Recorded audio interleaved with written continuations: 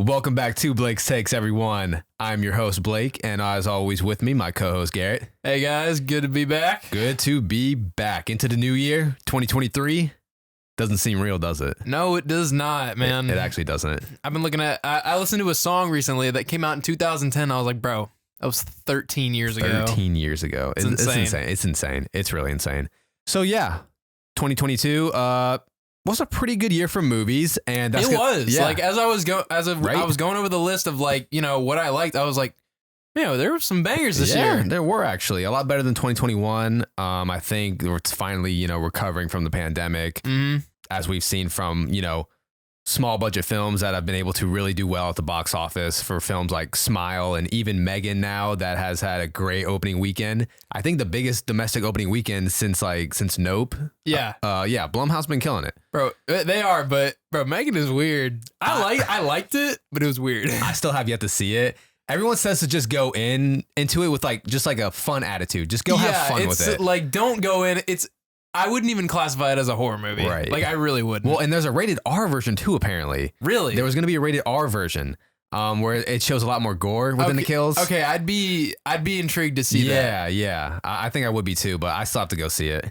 So yeah, but that does bring us to our topic today for the podcast, which is going to be our top 10 films of 2022. Now, granted, we did not see every single film that came out in 2022. No, so this is just of what we have seen from 2022. Believe me, I've been trying to grind it out these past couple weeks and, you know, up my 2022 movies, but I can't see them all. And there are a few that I wish I had saw because I know they're good, but I can't put it on my list because I haven't seen it. Right. And it's funny because there's been a few movies that I have cranked out before recording this. And some of those movies that I have seen recently, they have moved into the top 10. Like, there's some good movies. I mean, first, before we jump into this top 10, was there a biggest disappointment for you in 2022 movie-wise? I mean, I wouldn't really say like a disappointment. You know, I'm not going to lie. Like, with as much box office attention as Avatar 2 is getting, I was expecting it to be better. Okay, interesting. I wasn't expecting that answer from you. Yeah, like, I would say, I guess that was the only one I really like had my hopes really high for. Okay. So... And, you know, I mean, we've talked about it before about, you know, how I didn't love how it just kind of felt like Avatar 1 just in a different context. Especially with the antagonist. Yeah. That was my least favorite part. That they used the same antagonist and all that. That was probably my biggest beef with it. But yeah, I guess that would be it. Okay, so not really disappointment, just more of like kind of let down. Yeah. You know? Biggest disappointment for me. I mean, there's been, you could say a few, I guess, but... The one that always comes back around and sticks in my fucking head is Thor: Love and Thunder. Oh, wow. Yeah. Okay. Would that be your biggest disappointment, maybe? Yeah. Okay. I kind of take that back. I was just kind of looking at the list that I had here. Okay. But yeah, it would probably be either that or even Multiverse of Madness. Like, I was expecting that to be better than it was, but no, I think you're right about it being Thor: Love and Thunder for sure. And it sucks just because, like, the more I think about it, the more it pisses me off. Just because you know what it could have been. Yeah, and especially with that trailer, like the trailer had me hyped. All that had me hyped. Trailer was so good. Yeah. And, you know, we got to see the potential it had with the amazing scenes that we got with Christian Bale. Yeah. And extremely let down that what did he have? Like 20 minutes of screen time? Like 15, 20? I mean, that's what it felt like, really. Something like that. It wasn't that much. It was so short. It was. Now, I'm not going to ask for your biggest surprise yet because that surprise may be in your top 10. So we'll save that for later. Yeah. So I'll give my number 10, then you'll give your number 10, then vice, and then we'll just keep going. All right. I like that. Okay. And then this is what we did on the Take One podcast that I was recently on as a special guest. So shout out to the Take One podcast hosted by Michael. Really cool guy. Had a great time on that podcast. And this is what we did. We went over our top 10 movies of 2022. Oh, so you already had your list made for this. So I already had my list made, but. Oh, you watched new ones. I've watched a few ones since. Okay. I've rearranged, I've gave some other thoughts because I did forget some and I had forgotten some movies that weren't on my list when we went over it together. Yeah. So my list is rearranged a little bit, but some are going to be the same. Okay. But yeah, shout out to the Take One podcast. If you haven't checked out Michael yet and his podcast, go check it out. But so here we go. Number 10, I'll start it off. I have Glass Onion. Okay. So Glass Onion, honestly, I was one of those people that really didn't need another Knives Out mystery. I really enjoyed the first Knives Out, but I wasn't like begging for more. And then, you know, once I saw Netflix like purchase the rights to it, I'm like, okay, that's really interesting because the first Knives Out did do really well at the box office. Won up a bunch of awards and all that. I actually never saw the first one. So that was the first. Really? Yeah, no, that was the first Knives Out mystery that I've seen. I don't think it won a bunch of awards, but it was nominated for awards. Yeah. First Knives Out. So have you still not seen the first one? No, no, I haven't actually. Oh, wow. Okay. Yeah, I didn't even know there was one before it. Yeah. Sorry. Oh my God. Okay. So you need. Is there see, I didn't really need any information. No. You did not need to watch the first one at all. All that you know is that it's the same detective. Oh, okay. Played by Daniel Craig. Okay. Yeah. Same guy. That's shocking though. Okay. You need to watch the first one and tell me what you think is better. All right. But Glass Onion was a very fun movie. I wasn't really expecting too much from it. I think it was just a movie that I went in expecting to have fun with. I really enjoyed the characters. You know, I loved characters like Dave Bautista in there. Even Edward Norton.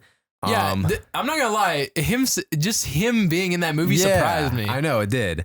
Okay, well, obviously spoilers for these movies since we're gonna be talking about them. Yeah, major spoilers. So if you don't want to spoil movies for you, get out of here now. But I will say I did really enjoy the whole twin sister twist in Glass Onion. I was not expecting that. No, that was a good twist that like made me like the movie a lot more than I originally did when I was first getting into it. And I really like the setting of this movie too, on this island, this big ass mansion. Well, of course you with big ass mansion. Yeah. Just Blake loves him some big houses. Yeah. They make my stomach queasy. I like it.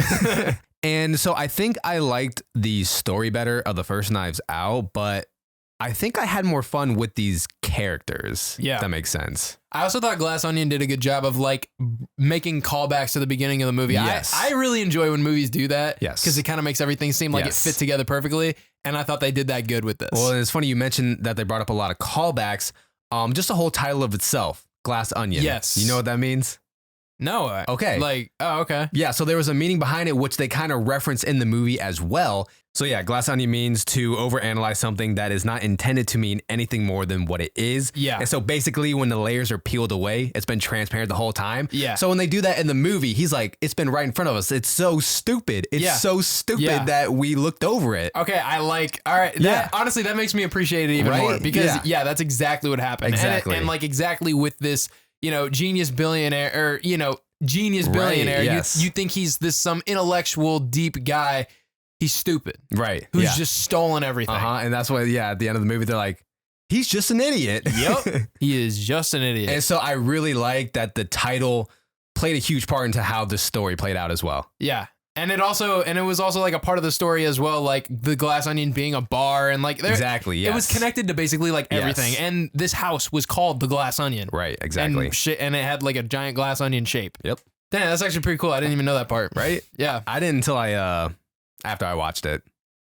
All right. Give me number 10 for you.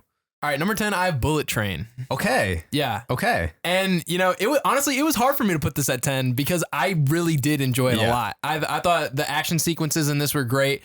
I don't know why, but I feel like every time I see Brad Pitt on screen now, like he just has me so captured. I don't know. Really? Yeah, I don't know why. I just love Brad Pitt. Honestly, more so in his newer movies than his older ones. I think it's just because the older he's gotten, the more charismatic he's gotten as well. Yeah. Yeah. And friggin' Aaron Taylor Johnson, bro. The person I wasn't expecting him at all. And I know, so I know him originally from Kick-Ass. Right. And he was kind of this skinny guy. He actually got jacked for the second Kick-Ass. If anyone hadn't seen that. He looks damn good in Bullet Train. I know. And so I'm saying he's been jacked, but I don't know. The look he had going on, he was looking good in Bullet Train. He was. And I love the chemistry that we saw between him and Lemon.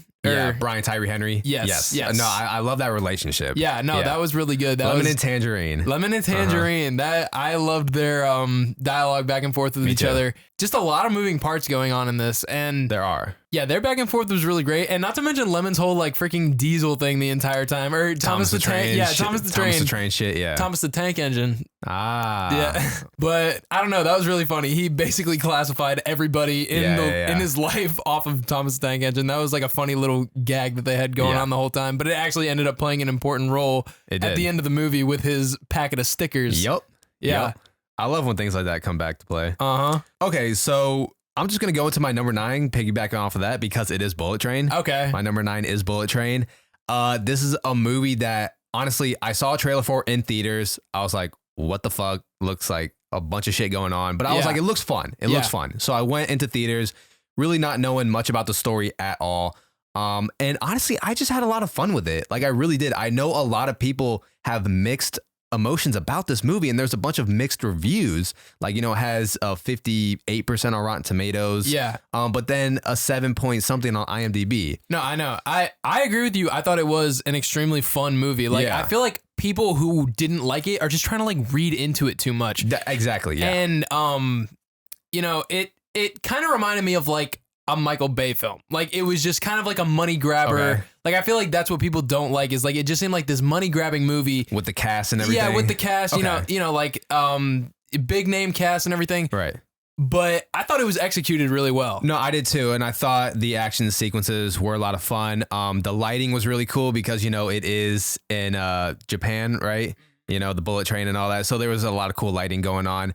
And like you said about people maybe reading into it too much. So honestly, I think it was very self-aware, and like it knew it was over the top. It knew they were exaggerating a bunch of shit. Like there was one part towards the end where the movie could have ended 20 minutes earlier, but I felt like it was a running gag that like just more shit kept happening. Yeah. And I thought it was very self-aware of that, which I love when movies are self-aware. So just between like the whole cast with Aaron Taylor Johnson, Brian Tyree Henry, then you got Brad Pitt. Honestly, even though Brad Pitt is like the biggest star in this movie, there's a lot of people that I enjoyed more than him. Yeah.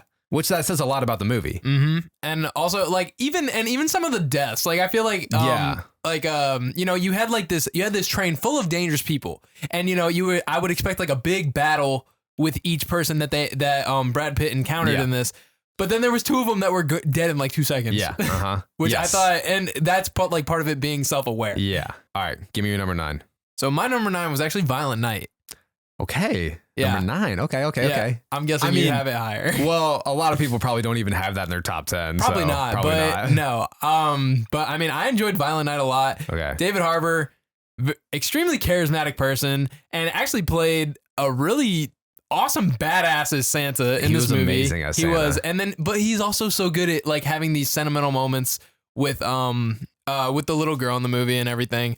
An extremely nostalgic movie with all the callbacks that they had. Yeah, a lot of callbacks. A lot of callbacks to Home Alone, Die Hard. It's basically like Home Alone and Die Hard meet John Wick. That's what I keep saying. Yeah, because it is the same studio that brought you John Wick, like those kind of movies. Mm-hmm. So yeah, no, I agree. And God, just some freaking gruesome deaths, and more gruesome than I thought it would be. Yeah, which I enjoyed a lot. I did too. I love me some gruesome deaths.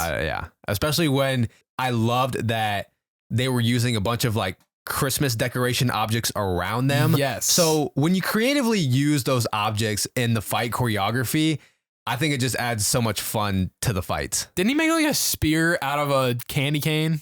Yeah. Yeah. Oh yeah. Yeah. Which I feel like everybody has done as a kid. When you suck on a candy cane too long and it turns, you like poke your finger. It's like super pointy. Bro, it's sharp. It's very pointy. It's pretty dangerous. All right. So what's your number 8? See, okay. So even though it's number 8, I feel like it kind of is around the same level as like these last 2 movies, because I really did enjoy those last 2 movies. Yeah, I feel like it was hard to make a distinction. Honestly, I think top 5 was easier for me than the bottom 5. I agree. So number 8, I do have Wakanda Forever. See, that's the movie I forgot about on the Take One podcast. I completely forgot about it. Michael said Wakanda Forever, and I completely forgot about it. Fuck. So it's fine. Keep your list. No. Keep your list. I kept mine when I was on there. Oh. But yes, I know. Oh my God. That's what I'm saying. Dude, okay, tell me how I'm looking up best movies of 2022 and Wakanda Forever isn't even on the fucking radar. Because there's a lot of good movies. Oh my God. I know. You gotta be shitting me. I forgot too. Wow. Totally spaced on my mind. All right. Yeah. Know that if I had remembered it, yes, it would be in my top 10 list. Oh my God. Jesus Christ. That's fine. That's what, when I was on his podcast, that's what I said too. I was like, wow, I completely forgot. but no, it would be on my top 10 list. Wow. That is absolutely ridiculous. How did I forget about that? Okay. All right, keep going. Jesus Christ. I mean, so Wakanda Forever, I really enjoyed the story of this one. I thought the antagonist of Namor was, and I'm saying it that way because we got a lot of shit on TikTok for saying Namor. Bro, it's like, that's how it's been said for years until this movie because they decided to go different with the origin, but whatever. So Namor, I thought was a very great antagonist in the MCU. I know I've said top 3. I'm going to probably stretch it to top 4. Yeah. Yeah. Because I can't forget about... Top 3 is pretty high. Green Goblin, bro. Yeah. Yeah. So I'll do top 4. He's an MCU villain now. He is. So, but either way, it was a great performance by Tenoch Huerta. So I was really skeptical about Letitia Wright being the new Black Panther. I didn't know if I was going to buy it, but I think she did such a good job at just pulling off her emotions, like just acting off emotions in this movie. No, and even with the script too. Yeah. Like the script went in the right direction for her to become Black Panther. Yeah. And I mean, that film was thrown so much adversity with the untimely death of Chadwick Boseman. So, I mean, there was just so much to work with. And I thought they honored Chadwick Boseman perfectly. You know, I think it was very respectful, and I think it's something that they needed to address. Yeah, no, you can't just recast that role. No, well, not even recast it, but you can't just like not acknowledge it either. Yeah, you know, I mean, because Chadwick just brought Black Panther to life. Like he brought that character off the comics to life for so many people, and so I just thought with what they were thrown, they handled it amazingly, and I really enjoyed the story. The visual effects were much better than the first one. Yes. That was probably one of the biggest drags of the first one. Yeah. And yeah, the fight choreography was pretty damn good. I thought the score was also a step up. Ludwig, I always stump his last name. Ludwig Göransson. That sounds good to me. Yeah, but hopefully you know who we're talking about. Yeah. He's done many great scores, but he just did such a great job at kind of keeping like the same formula for the score, but it felt a lot darker. Yes, it felt darker, you know, making it stand apart from the first one as well. Yeah. Like it had that I did enjoy the score same foundations, but he threw in those darker tones in there. Which was necessary because this was a darker movie. Especially compared to the first. Yeah. And I mean, shit, this was one of the most emotional films in the whole MCU. It was. Bro, the first 30 minutes were like... Bro, I was so sad. I was crying first 30 minutes, man. Jesus Christ. So yeah, I mean, I had to acknowledge Wakanda Forever on this list. Okay, so for my number 8, I did have Glass Onion. Okay. So, yeah. You like Glass Onion? We already talked about that, but yeah, no, I did enjoy Glass Onion a lot. Is there anything else you want to say about Glass Onion? I mean, like I said earlier, yeah, my favorite part was probably the twin twist and his reveal at the end. Honestly, I'm not gonna lie. I kind of thought the detective was like talking a bunch of bullshit at the end because I thought he was just stalling for time. Okay. But then what he said like started to make sense because like he realized how stupid it was. About the meaning of Glass Onion. Yeah. Yeah. I was really happy when I knew what that meant after the movie. I was like, oh shit, you know what? That's cool. Yeah, and honestly, I feel like everything had a callback in that movie. The gun, his pineapple allergy, the clear, the fuel that the clean fuel that they discovered, like they used that to blow up his freaking mansion at the end. And even the Mona Lisa. And his constant phrase, I want to be spoken in the same breath as the Mona Lisa. Yeah. And he's responsible for destroying it. Yep. So, yeah, I don't know. I feel like the callbacks were just like, those were probably one of my favorite things about that movie. It was a fun-ass movie. Yeah. It really was. Okay. Let's dive into number 7. Number 7 for me, I have the Batman. What? Yeah. What? Yeah. Dude. Is that low to you? Very. Really? Very. I have the Batman at number 7. Oh, no, it's not to say don't get me wrong. It's still on my top 10 list. Bro. It's still on my top 10. Of the year. There's some good movies from this year. Whew. I think you're going to get absolutely flamed for that. I don't think so, man. I think you are, bro. I really don't think so. I think you are. All right, whatever. Number 7 of 2022, I have the Batman. What's there to say about it that we haven't already? The score was fucking amazing. One of the best Batman scores we've ever had. I love the Gotham that they brought. I thought it was personally my favorite Gotham because it was like the perfect balance of reality and comic book. But I think what always does it for me in the Batman is the ending with the Riddler. I don't think it was as great of a payoff as it should have been. I agree with you on that. And Paul Dano did a great job as the Riddler, but I think I didn't enjoy the Riddler as much as other people may have, if that makes sense. Okay. But Robert Pattinson, he did it. He did good. No, he did a good job as Batman. Yeah. So I don't know. I mean, I look forward to the next Batman. That's my number 7, bro. Damn, number 7. Number 7. That seems low as shit to me. Come on. Once you hear these other movies, you'll understand. All right. Well, for my number 7, I have Nope. Okay. I like that. I liked Nope. I definitely don't think it was Jordan Peele's best movie. For me, that's gonna be Get Out. Yeah, I mean, Get Out's high for us. So that's a hard. That's a hard one to break. That's a hard one to break. That's a high bar to set. He did set a very high bar with his first horror movie. Yeah. Honestly, I kind of have a hard time like classifying this one as a horror movie. I feel like there was like some scary aspects, but for the most part, I would just call this like more of a thriller. It's almost like a sci-fi thriller. Yeah, it is. Yeah. And but I mean, the monster that they had for this that we expected to be like, a UFO this whole time was creepy as hell. Like, that's freaking terrifying. Mm-hmm. Something that could just freaking suck you up and turn you to shreds. Just spit you back out as blood. Yeah, that's freaking terrifying. Yeah. And we especially got some creepy scenes with like you said, the blood coming back out, like it's raining blood and all, and you see like their keys and their change and all that stuff. That shit was creepy. But aside from that, we also got like a whole nother side, like B story with this chimp that Gordy. Yeah, with Gordy. Uh-huh. Yeah. I honestly, that was probably one of my favorite parts of the movie. I think it was my favorite part of the movie. Yeah. Yeah. Because to me, that whole backstory was like more interesting to me. Yeah, no. Honestly, he probably make another movie. Dude, he based probably off of that story. He could make a movie out of that story. He really could, and I'd be interested. And we even saw like the aftermath of that when his co-star was in the crowd and her face was like torn to shreds. It's funny because I remember seeing that face in the trailer. I thought it was an alien. That's what I thought too. Yeah, that's what I thought too. Come to realize, no, a chimpanzee just ate her fucking face off. Yeah, that's horrifying. That's even more scary. Yeah, it is. Yeah. Oh, and I was also happy to see Keke Palmer in this. Yeah, she was really good. Yeah. Once again, going to piggyback off of that because my number 6 is Nope. Okay. Agree with everything you just said. Yeah, I loved how like unsettling this movie felt. I thought out of all of his movies, even though this wasn't the scariest, I think in a way this movie was the most like unsettling. Mm-hmm. I'd say one of the things that I probably didn't like about this movie was like when it like opened up, when the creature like opened up. You know what I'm talking about? Oh, like towards the end. I think the ending is probably dissatisfied people. Yeah. They were expecting it to end in a different way. I did, yeah. Yeah, honestly, for sure. I would have been happy if like it ended with the monster not dying.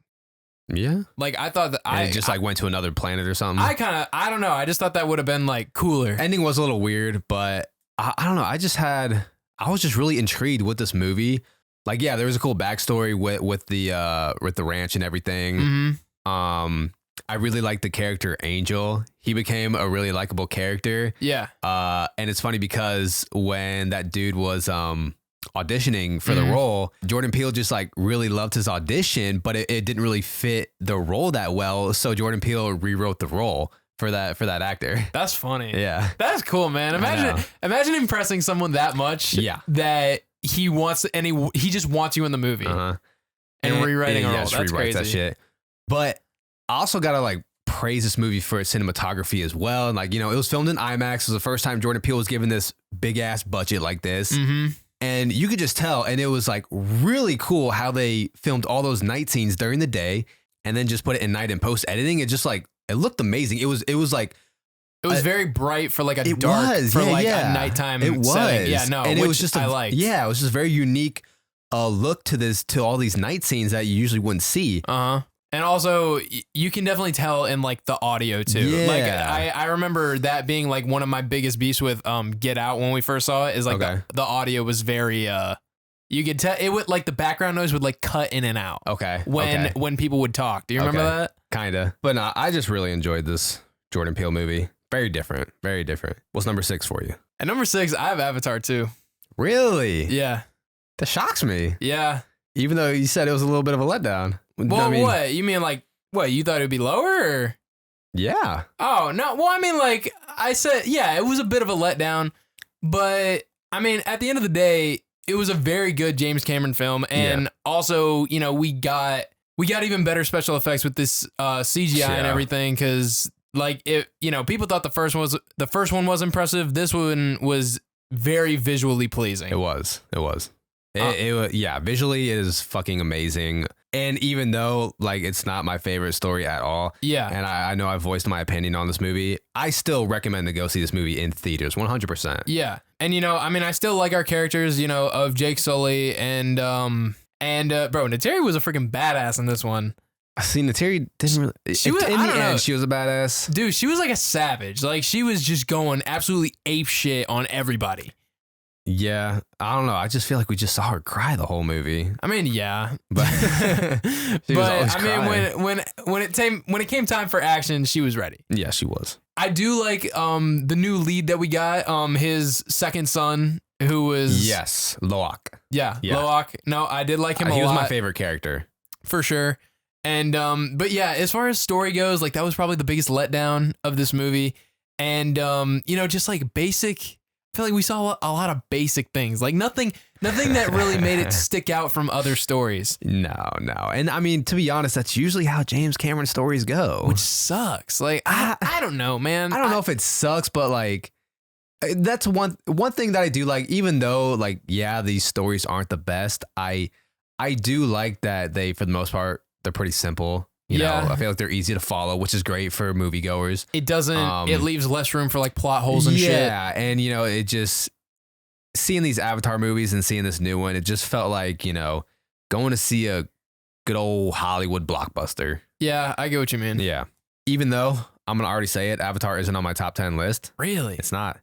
But, like, that's not to say I'm, saying don't go see this movie. Yeah. 100% go see this movie. Go see it in theater. Go see it in IMAX 3D, because that's what this movie's made for. Yeah. And I mean, yeah, like I said, I did have some beef with it, but I thought it was still worthy of a top 10 spot. Okay. I mean, I can't complain about that. Coming in at number 5 on my list for me, I have Violent Night. Really? It's in my top 5, man. Dang, you liked it that much, huh? I loved it. I loved it. All right. I mean, I'm not going to be mad at that. Bro, I liked it a lot too. And I'm not going to lie.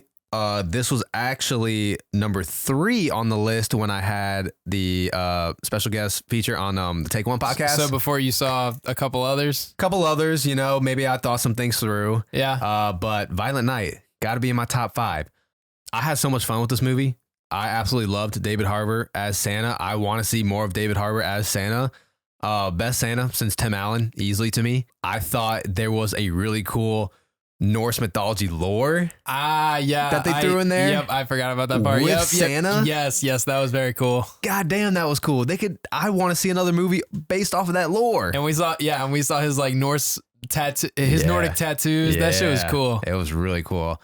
And it's still like, this was very much so a Christmas movie. A lot of very, even though it was an action movie and a violent movie, it still kept a very Christmas foundation to it. Absolutely. Like we said before, love the fight choreography and how they use the Christmas decoration objects around them. And yeah, I will say there's like, corny lines thrown there as well, but they know that. They know it's a Christmas movie. Like, yeah, I know. Honestly, I enjoyed the corny jokes. Yeah, I thought they were great. It's a very simple plot, a plot that you would see from like, say, a Die Hard. Because this is a Home Alone and Die Hard meets John Wick. Yep. Just your classic like money heist type deal. Yeah, exactly. So, I mean, I don't know, man. I really wasn't like expecting too much from this movie. We saw it opening night in theaters, and it was just, I had a great fucking time. Oh, it was great. So I think this is going to be a new Christmas classic, and it's definitely going to be one that I could see me watching every year. All right. I could see me watching this every Christmas. So that's my number 5. All right. Well, for my number 5, I have The Menu. Okay. Yeah. Yes. Yeah. Love The Menu. The Menu was great. It was really good. I went into this movie completely blind. Yep. No idea what I was expecting. Yep. But I liked it a lot. I'm not gonna lie, I kind of had a hard time getting through the first like 30 minutes of it because I can't handle cringiness and awkwardness. Awkwardness. I have a hard time dealing with that. Yeah. Who plays Beast? I don't know his name, but yes, he plays Beast in the X-Men First Class. X-Men, yeah. That's all we got out of him this entire time. Yes. He was funny though. Yeah, no, he was funny. But then, oh my God, once like the killing started happening, shit went down real quick. Once it started to get into more of that horror aspect. Yes, when it got to the horror aspect, it definitely captured my eye like immediately. No, yeah. Once it put its gas pedal down to the floor, you're like, you didn't stop watching that shit. You're like, oh my God, okay, I'm glued now. Yeah, and I was like, and my initial thought was like, what the fuck is all this about? I thought these people were just coming here to eat. Yeah. Like, but you know, apparently he had like this entire night planned out, and each guest was supposed to be there. Yes. And Jesus, fucking names again. Anya Taylor-Joy, right? Yeah. Anya Joy Taylor? No. Anya Taylor-Joy. Yeah. Okay. Man. You know who we're talking about? Queen Gambit. Queen Gambit. Yeah. And she wasn't supposed to be there. No. So she kind of put a wrench in the whole plan, and like, you know, he thought everybody here deserved to die. Yeah. And that's why he was doing it. Yeah. Except for her. He didn't know about her. Right. Nah, it was great, man. No, but I thought like that ending, especially with her like saying, "Can I get this burger to go?" Bro. And that whole, and because she saw that picture of him working at a burger joint when he first started, you know, doing anything food related, and she was like, and she knew that would be like a nostalgic thing for him. Well, nostalgic, and like that's when he loved cooking. And he told her earlier when he cooked for love and like out of joy, because he said he hasn't wanted to cook for anybody in a long time. Yeah. And so that was really cool how, you know, that saved her. That saved her. Yeah. No, that was crazy. It was such a weird movie, but I just loved how fucking weird it was. That was literally my exact words. Like I watched it and I texted in the group chat. That was so weird. I fucking loved it. Yeah. And not to mention, I forget his name. Ralph. What's the name? That's his first name, Ralph. The chef. The chef. Okay. But he plays Voldemort, bro. Yes, yeah. Voldemort. Yeah, I didn't. Yeah, you told me that, and I was like, no. When you said that, it made so much sense. Ralph Fiennes was amazing as a chef. No, when you told me he played Voldemort, I was like, that makes so much sense. I know, because I couldn't really see it, obviously, because I wasn't looking for it. Yeah. But once you know it, you're like, okay, I see it. Yeah, you can't unsee it. Yeah. Love the menu. Good choice. Also, loved the death of Beast, since we can't think of his name. Oh my God, I know. Yeah. His death was great. All the deaths were really creative. Mm-hmm. And I love that movie is getting the recognition it deserves. Yeah. Number 4, I have Everything Everywhere All at Once. Oh, which man. I know you haven't seen. Yes, this okay. Because I know this is another movie that would 100% be in my top 10. Well, and it's a movie that's on everyone's top 10. So I know. Like I heard nothing but good things about this movie. Easily the best multiverse movie we got this year or in 2022. Easily the best multiverse movie. This movie I feel like is going to be really interesting come award season, because this movie was amazing, a great dramatic piece as well, but I feel like it broke a lot of, you know, stereotypical boundaries when it comes to like Oscar movies, like Best Picture movies, because goddamn, it knew when to take itself not serious, and the humor in it was amazing. But like also the heartfelt moments were amazing. So I feel like it was a movie that broke a lot of the boundaries for when it comes to Best Picture movies. So I'm really curious to see what's going to happen when it comes to the Oscars this year. Was it like a pretty comedic movie? Yeah. Yeah. There was a lot of comedic parts, and parts that were just so fucking weird. You just laughed. Like you were like, bro, what is going on right now? I mean, I'm digging it, but what is going on? Honestly, and I feel like that's what's cool about a multiversal movie. Like you can do whatever the fuck you want. You can do whatever you want. Like you can be as creative and as weird and just create whatever situation you want. Yes. The cast was amazing. Michelle Yeoh gave an amazing performance. And it's funny too, because, you know, this is an A24 film, so it's a low budget movie. It was only like 14 million. It only had a budget of 14 million, but the visual effects were actually really fucking good. Like they were top notch, and I think they did get a nomination for visual effects, so they're probably going to win for it too. 14 million in the visual effects were absolutely amazing. That's crazy. Which that says a lot about your production team. It does. Yeah. And I think that's so cool when you don't have to blow post-production team. Yeah. Like you don't have to, but I think that's so cool when you have a pretty low budget movie. Like that's not a lot at all. It's not a lot for a big movie. And you're able to have that professional look like that. Like that makes it 10 times more impressive. It's great too, because they see the attention that it's been getting, and, you know, they keep re-releasing it. So, I mean, it is now officially the highest grossing movie that A24 has produced, and it's at like 100 million now. Damn. So yeah, it's definitely profited a lot, and well deservingly so. But even just like all the side characters in this as well, like even Jamie Lee Curtis had a very weird role, like very weird. But again, it would just all fit with this very weird movie. And even though it was very weird, you still felt a lot of emotions in this movie. And like, yeah, there was some scenes towards the end where I was like tearing up. So, I mean, I do that easily. God, you're a big crybaby these days. I swear. Bro, it feels good to release emotions. My God. Oh man. But it was a great movie. Can easily say that I've seen nothing like it. I can easily say that. So I'm really curious to see how it's going to go for them come award season at the Oscars. Now that is definitely on my list of movies to watch. Yeah, you got to watch that. Dude, it's a long list, I swear. It's a long list, bro. There's a lot of movies. Yep. But for my number 4 movie that you haven't seen, I have Puss in Boots: The Last Wish. Okay. Yeah. Puss in Boots. Bro, this one was so good. Like, damn, you liked it that much, dude, huh? It was so good. Like, wow. I swear. Dude, the wolf in it, the wolf is like actually the embodiment of death. We learned that later in the movie. Oh shit. Can I spoil this for you? Don't spoil this for me. Oh shit. Okay. Well, okay. All right. We like that's not like a major spoiler. Right. Like whatever. But kind of, but whatever. It's okay. The wolf is freaking badass in this movie. Like, and he's not necessarily the villain either. He's more of like an antagonist. Puss in Boots' whole thing is, he's this fearless. Here's the fearless hero of the town. Yeah. But the whole plot of this movie is, he's used up 8 of his lives. That's right. I remember seeing that in the description. Yeah, he's a cat. He has 9 lives. Yes. And now he's on his last life. Okay. And he's always always been so careless. Yeah. Because he's like, oh, I just got another life. I got another life. But then he actually, at the beginning of the movie, he like goes down the list and he's like, I'm down to my last one. Yeah. All right, since I spoiled the death part, but that's why the wolf is after him, because he laughs in the face of death. Okay. He's sick of this arrogant attitude from this cat with 9 lives. Okay. I mean, that makes sense. Yeah. But God, he's just a cold ass villain. Like every single time you hear that whistle, bro, I swear it gives you chills. It's crazy. Wow. And the whole quest is they're on the way to this star that'll give him one wish, and he's gonna wish for his 9 lives back. Like that's his original plan.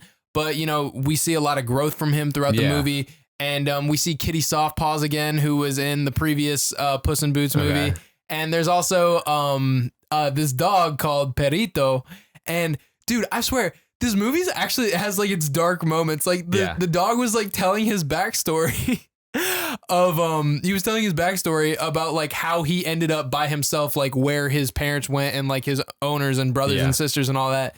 And it's like the saddest story you'll ever hear. I won't spoil it for you, but oh my God, it's so sad. And he just has like this constant positive, optimistic attitude about life. Like he didn't even realize that he got abandoned. What the fuck? So part of me has seen like some scenes off of social media, not much at all, but just like little scenes here and there. And it seems like, I don't know if this is a whole movie, you'll have to tell me, but at least some scenes, it's almost like that Into the Spider-Verse animation. Is it not? What? Oh, I think I get what like you mean. Like that one fight scene where it's like almost like it seems like it skips a little frame. I kind of get what you mean, but not necessarily. Honestly, that might just be the edits on TikTok. I don't even know if it was TikTok. It might have been Twitter from like the official. I don't know. I think it was Twitter I saw it, but if it is, like, what, like, that's cool. I love that animation style. No, it kind of has like some of that. Okay. I get what you're saying, but not to that extent. No, not nearly to that extent. Okay. But all right, Puss in Boots. I'll have to go see that. No, it's good, bro.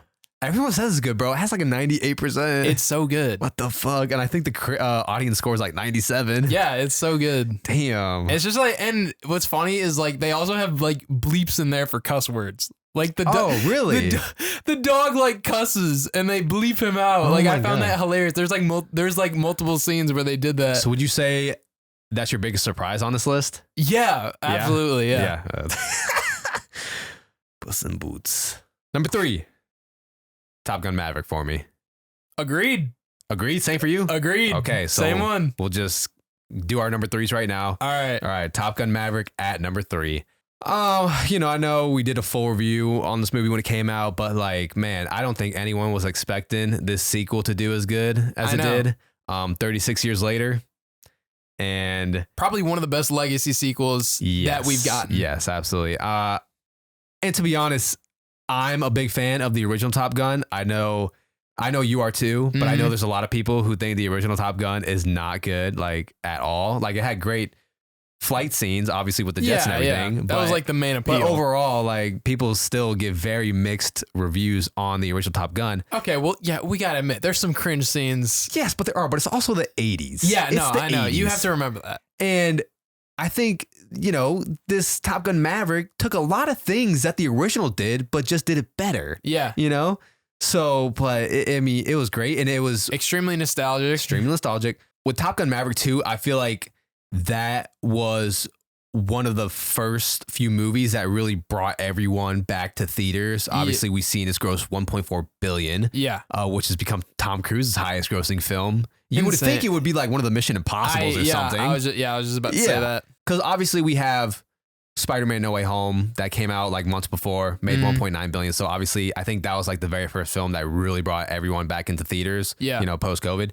But still, it's a Marvel movie. Like, you know, it's kind of expected. Yeah, it's kind of expected. Here we just have Top Gun based off of a movie that came out 36 years earlier and pulling in over $1 billion. That's freaking insane. That's bro. awesome. That's awesome. I love seeing movies do that well in theater. And also, not to mention, like, you know, the flight sequences were the appeal of the first movie. These ones were better. They were so fucking good. They were so good. And, you know, and that you talking about, you know, coming back to theaters to watch this movie. Yeah. Tom Cruise, that was like his main push for it too. He was like, you need to see this in theaters. Yes. And I remember they were wanting to push it to like Paramount Plus. He was like, fuck no. Yeah. He was like, absolutely not. Because they filmed this in 2019. Yeah, and you know, with the amount of with the audio that they did for these flight sequences as well, like he wanted you in the theaters to feel all that power behind the engine. You sure as hell felt it, and you know, like we said before, with Tom Cruise, man, just all the certifications he has, all the license, like dude, I swear he's like certified for everything. This man is just addicted to just making entertainment for his fans, bro. He's a thrill seeker, man. He's a thrill seeker. He's a fucking movie star is what he is. Yeah. He's a straight up movie star. Yeah. And you know, I feel like there can be a lack of that these days sometimes. He's a fucking movie star. So yeah, I mean, what else you got to say about it? Not much, man. That was definitely one of the best movies of 2022. It's a good surprise too. Coming into number 2, our top 2. Number 2 for me. Here we go. I have All Quiet on the Western Front. Okay. This is a movie that I saw recently. I personally haven't seen a war movie in a minute. And goddamn, like, this movie really does capture war. It does.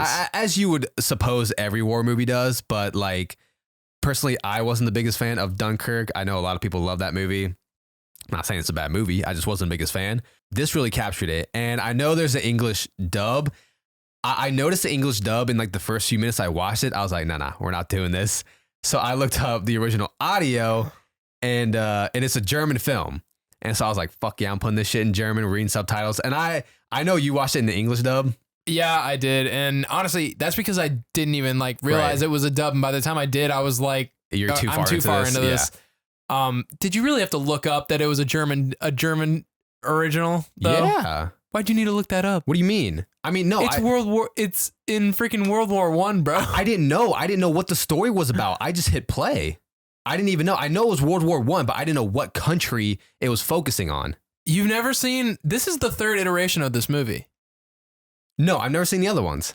Really? Yeah. Okay, so there's one that like came out like long time ago that I haven't seen that one. Right. But there was I don't know the years, but the second one that they made, I did watch that. I actually watched that in school. How was it? It was good. Yeah. Dude, like I swear, all these movies, the reviews, top tier. Really? Every single one of them. Every single one. Every single one has great reviews. Like, cause it's an amazing story. Right.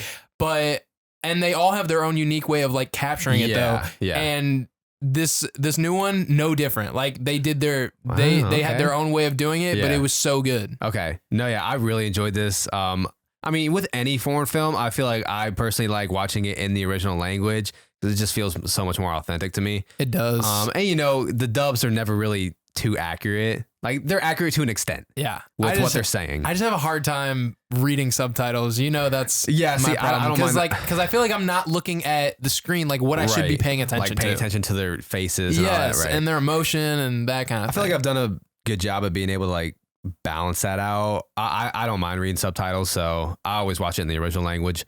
But you know, you just watch this movie and you're like, How fucking crazy is just the concept of war in itself? It is. It's insane.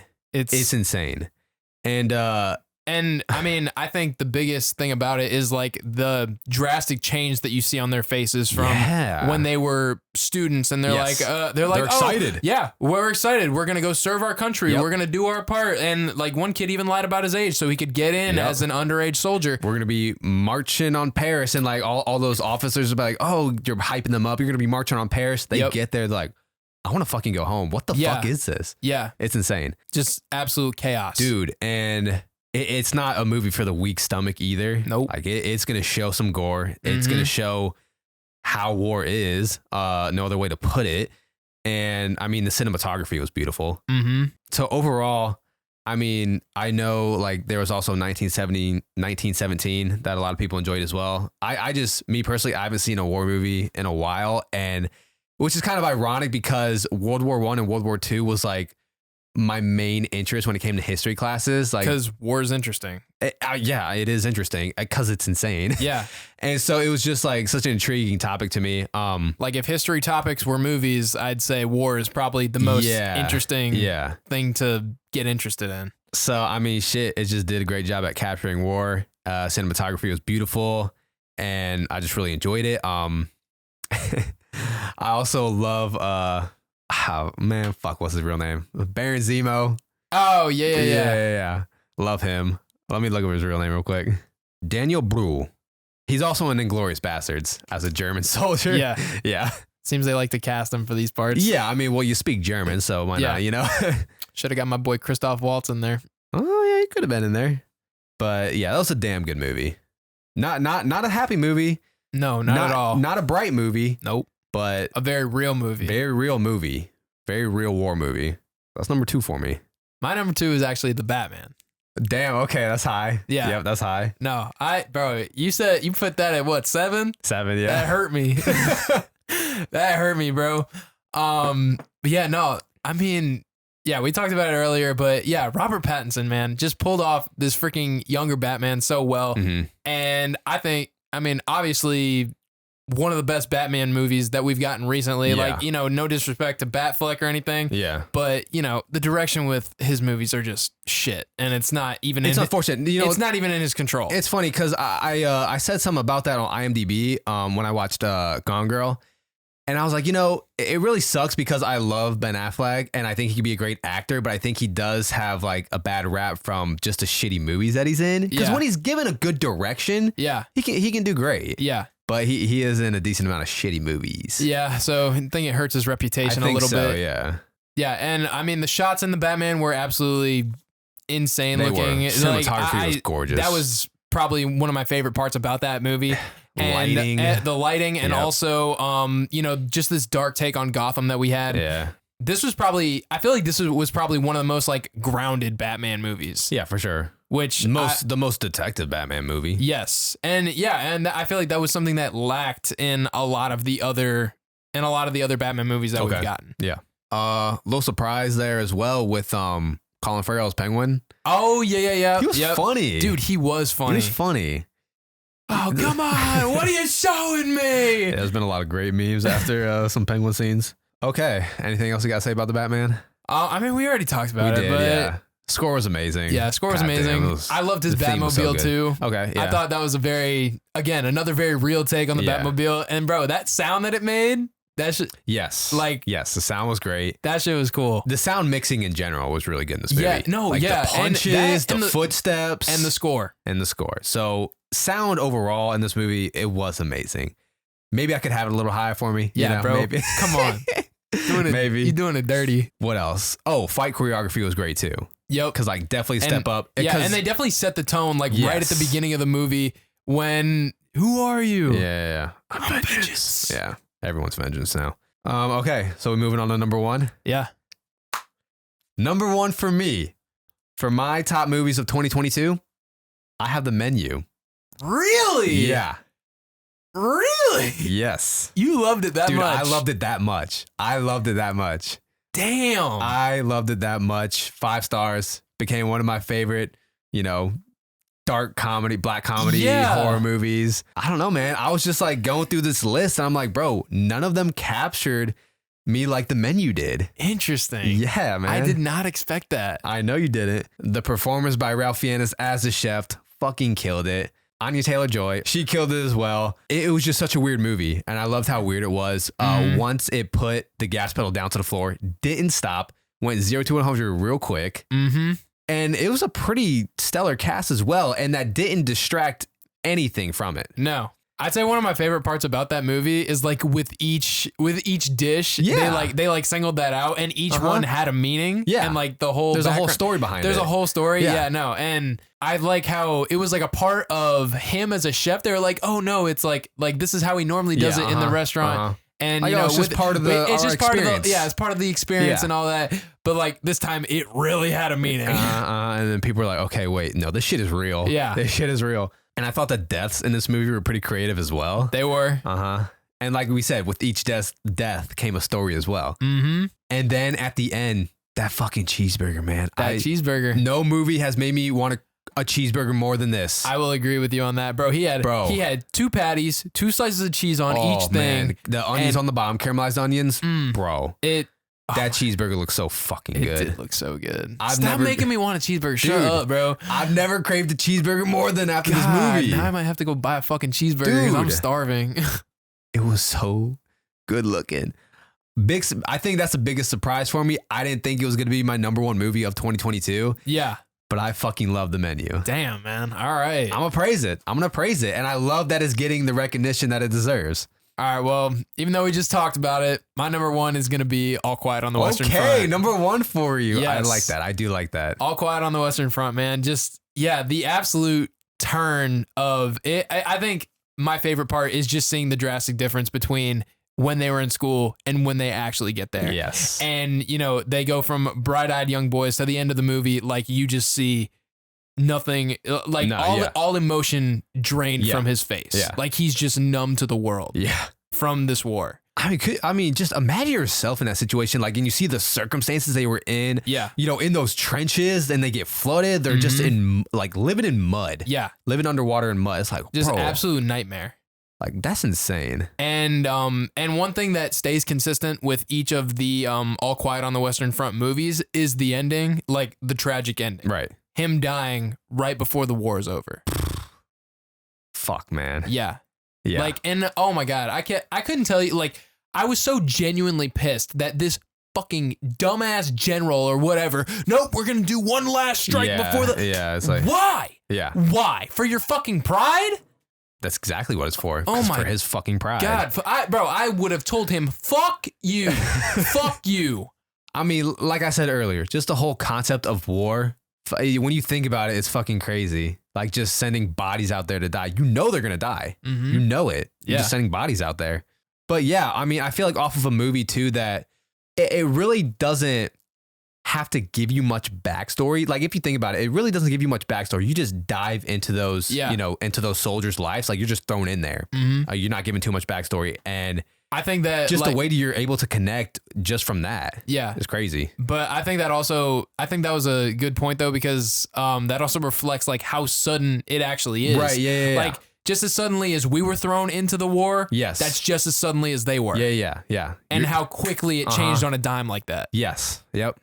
Actually, yeah, that was a good point. Can't be mad at that, man. Yeah. Can't be mad at that. That was a good ass movie. That's a good fucking movie. Good ass Netflix movie, bro. I know. Yeah. Fucking Netflix movie. All right. So number 1 for Garrett, All Quiet on the Western Front. That was my number 2.